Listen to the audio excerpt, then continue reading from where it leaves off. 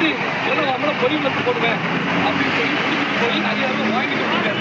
எனக்கு எல்லாம் மரியாதை, நாளைக்கு வந்து விற்க ஆரம்பி நான் பொறுப்பு அப்படின்னு சொல்லி அங்குள்ள எல்லா கடைகள்லையும் மாதம் மாமூல் வாங்குவதா தகவல். இவரே மாதம் 3000 கொடுத்துட்டு இருக்காரு. இவர் ஒரு கிட்னி வந்து பேஷண்ட் வந்து கிட்னி ஃபெயிலியராக இருக்காரு.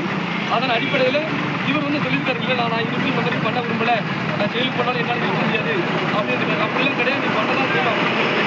காவலர்கள் வீட்டுக்கு போன காவலர்கள் லேடிஸ் வந்து வீடியோ எடுத்துருக்காங்க. இன்னும் பொண்ணு கொடுக்க முடியாது சொல்லி ஆனந்துங்கிற காவலர் குறிப்பாக கேட்டுக்காரு. குறிப்பிட்டு சாதி ரீதியாக தான் இவங்க செய்யப்பட்டாங்க அப்படிங்கிறதும் மக்களுடைய ஒரு புகாராக இருக்குது. போதைப் பொருள் அதுக்குள்ள போதைப் பொருளை தடுக்கிற காவல்துறை அதை விற்கணும் இல்லை, அதை நீ இல்லை அப்படின்னு சொன்னால் அது என்ன அர்த்தங்கிறது அவங்க ஒட்டுமொத்த தமிழக காவல்துறைக்கு மிகப்பெரிய ஒரு வெட்கக்கடை தான் அமையும். அதனால எல்லாத்துக்கும் ஒரு கெட்ட பேர் ஏற்படும். அதனால இம்மிடியட்டாக மாவட்ட எஸ்பி அவர்கள் வந்து இந்த ரவீந்திரன் மீதும் அவரோடு சேர்ந்த அந்த 5 காவலர்களுக்கும் நடவடிக்கை எடுக்கணும். தொடர்ந்து இவரை கைது பண்ணி 5000 லஞ்சம் வாங்கிட்டு விட்டுட்டாங்க. இவரை எஃப்ஐஆர்லாம் போடலை.